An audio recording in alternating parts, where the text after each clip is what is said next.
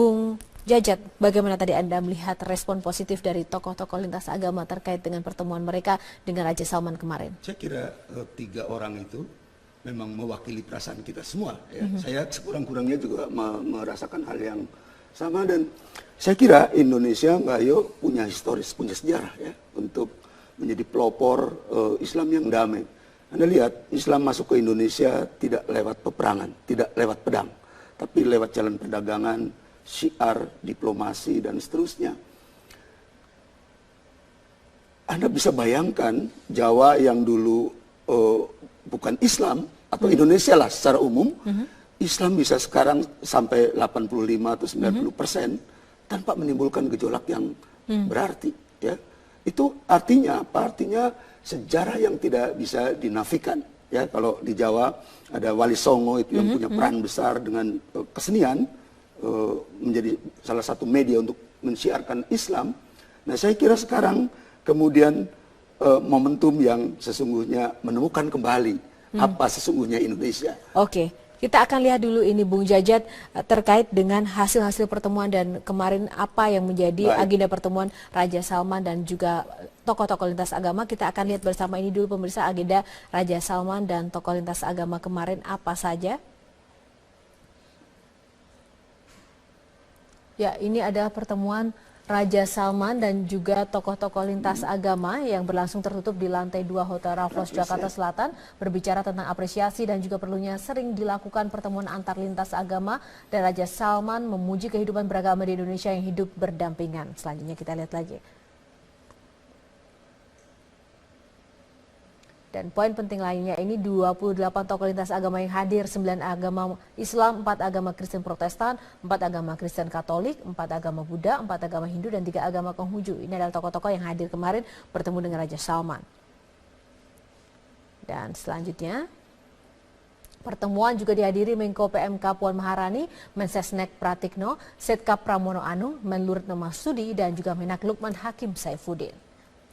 Dan setelah bertemu dengan para tokoh-tokoh ini kemudian juga dihasilkan beberapa poin-poin penting terkait dengan hasil pertemuan lintas agama, para tokoh agama dan Raja Salman.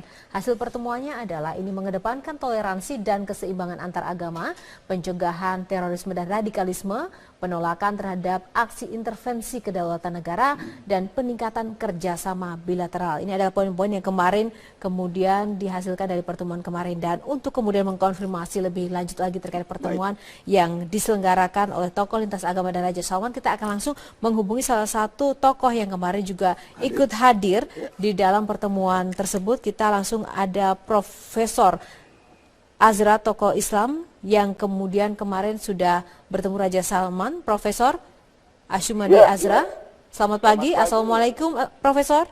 Waalaikumsalam. Ya, terima kasih sudah bergabung bersama editorial Profesor. Apa yang terjadi kemarin di saat pertemuan dengan Raja Salman? Suasananya seperti apa, Profesor? Saya kira pertama-tama suasananya itu sangat bersahabat, sangat terus terang ya, karena juga di dalam penyampaian masing-masing wakil dari agama itu juga ada pernyataan-pernyataan yang sungguhnya cukup sensitif ya. Tapi sebelumnya saya ingin mengutip kembali, menekankan kembali atau mengemukakan kembali pengantar dari Raja Salman sendiri ketika membuka dialog itu. Yang pertama, beliau sangat mengagumi Indonesia stabil secara politik dan ekonomi ya. Ini dia garis bawahi betul ya. Yang kenapa itu bisa terjadi? Menurut dia ini karena toleransi di antara umat beragama yang terus berdialog, terus bekerja sama, dan hanya dengan cara begitulah maka kita bisa memerangi radikalisme dan terorisme. Nah, Raja Salman sendiri mengatakan bahwa sungguhnya Arab Saudi juga aktif dalam mengembangkan dialog. Salah satunya adalah dengan membangun pusat dialog antara Islam dan Barat di Wina, Austria. Nah, ya, selanjutnya, Ya, Profesor, sebenarnya seperti apa Arab Saudi melihat toleransi dan keberagaman di Indonesia, kehidupan Indonesia saat ini seperti apa? Oh iya, bahkan saya kira seperti yang tadi saya kutip pernyataan Raja Salman, dia melihat kerukunan umat beragama melalui toleransi dan dialog itu sangat-sangat krusial di dalam menciptakan Indonesia yang stabil, yang secara politik dan juga secara ekonomi ya. Dan oleh karena itulah saya kira Raja Salman sangat mengagumi Indonesia dan itu dinyatakan secara eksplisit gitu ya. Ya, untuk Dan umat Muslim sendiri pesannya seperti apa, Profesor? apa itu? Untuk umat Muslim sendiri pesannya Raja Salman apa? Oh, dia tidak secara eksplisit ya menyebut Islam.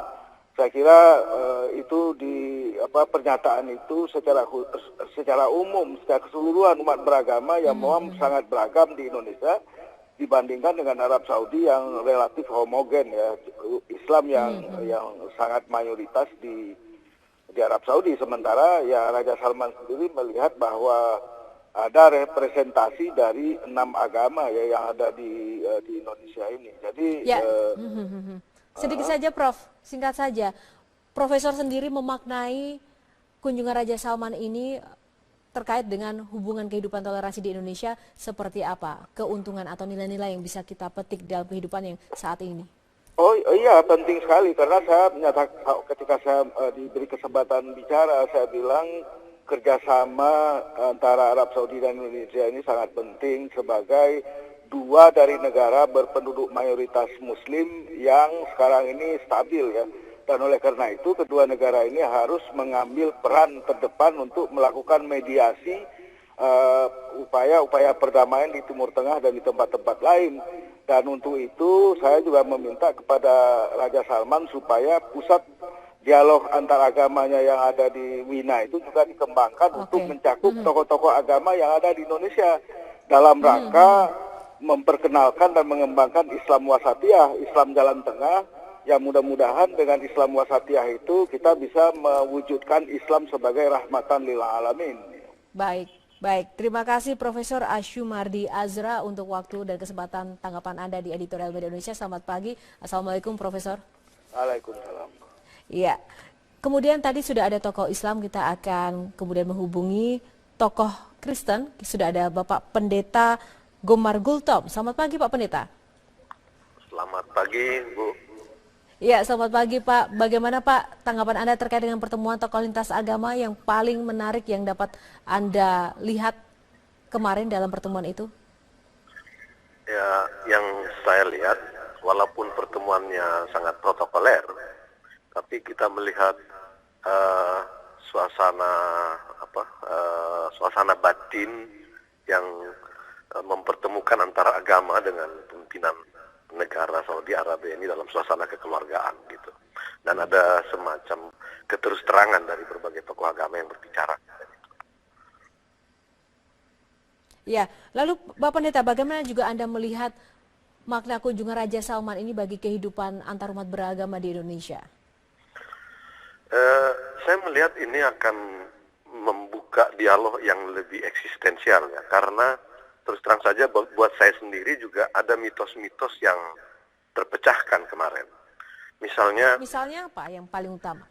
Yang paling utama selama ini dianggap Arab Saudi itu memproduksi dan menyebarkan paham Wahabisme ke seluruh dunia, mengekspor paham Wahabisme yang kita tahu sepertinya Wahabisme ini sangat monolitik dalam pandangan dan anti terhadap dialog, anti terhadap perbedaan. Tapi Baginda Raja kemarin justru mengajak dialog dan memuji Indonesia, bagaimana Indonesia mengelola keberagaman dalam kerangka kerukunan, dalam kerangka membangun harmoni. Beliau juga mengajak semua tokoh agama untuk bersama-sama memerangi radikalisme, kekerasan, dan ekstremisme. Ini kan sebuah mitos yang terpecahkan bahwa selama ini Arab Saudi anti terhadap proses-proses dialog seperti ini. Nah, sebagai negara dan raja yang dianggap melindungi dua kota suci umat Muslim, tentu ini mempunyai pengaruh yang sangat besar bagi pandangan orang tentang Muslim. Bukan saja Indonesia menurut saya, tapi dunia yang katakanlah Barat, Eropa dan Amerika yang selama ini memiliki Islamofobia, ini lihatlah pernyataan raja ini gitu. Ya, Baik, terima kasih Pendeta Gumar Gultom. Jadi memang dari pertemuan itu kita bisa melihat secara langsung betapa Islam damai itu memang ada dan ini menjadi momentum bagi pembelajaran bagi dunia khususnya dan juga bagi kita untuk melihat Islam yang sesungguhnya. Terima kasih Bapak Pendeta Gumar Gultom untuk waktu Anda bersama kami. Dan pemirsa, sebelum nanti kita bedah dan ulas lebih lanjut lagi, kita jeda dulu. Sesaat lagi saya akan kembali.